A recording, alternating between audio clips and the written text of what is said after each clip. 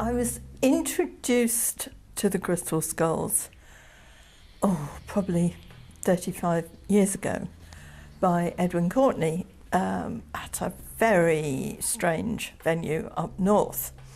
And I completely forgot after that about the skulls for a very long time, until I was walking down the high street in Glastonbury, and this voice said, "Get me out of here." And the person I was with went, "Somebody's talking to you." I said, "Why aren't they talking to you?" She said, "They're talking to you." And in this crystal shop was a very dark skull. So dark that I thought it was obsidian. It was, virtually black, glowering. I mean, there's no other way. He wasn't going, "Hi." He was going, "Get me out of here." So in I went and did a bit of negotiating and came out with this skull, who swore quite a lot and wouldn't give me his name. Had him for quite a few years before he actually started talking to me. And it turned out that he had been sitting next to the group of alcoholics who used to inhabit a bench outside the church, and he thought that everybody on earth swore. That was the language. We had to disabuse him of that notion, and eventually he gave me a name which was 2 or 3 inches long and totally unpronounceable. So he was called Grumpy, Mr. Grumpy, for a very long time. And ultimately he did say, "Well, I'm Horace," and he now does a lot of earth healing. But he is still grumpy because he doesn't come travelling, but he takes up most of my luggage if he does. So I tend to bring smaller skulls with me and connect back to him.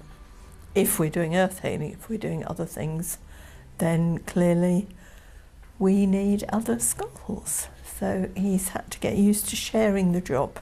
I'm here to do a workshop this weekend, and somebody who I've known for quite a long time is coming, and she emailed me this week and said, "I don't know why I'm coming to a Crystal Skulls workshop. I've never liked them, never wanted to know about them, but I've got to come."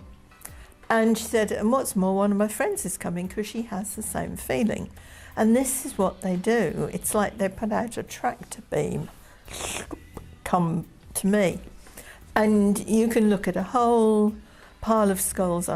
When I was in the Netherlands recently, we went into a crystal shop, and I walked past a cabinet of crystal skulls and was going, no, I'm not looking at you. My baggage allowance can't handle this. Because there was a big one, really big one, petrified wood one. And he was the happiest skull I've ever seen. Total contrast to Mr. Grumpy.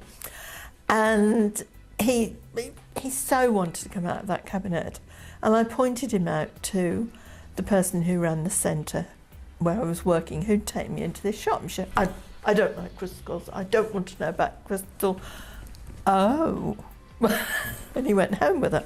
And he worked all the way through the workshops with us, and he's now got pride of place. And that seems to be what happens. People don't go looking for a crystal skull.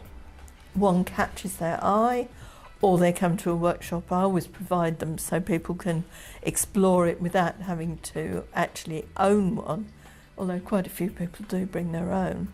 And somebody will sit and you see them begin to do this sort of, oh, yes, Whereas initially they've gone, oh, well, I think that one will do.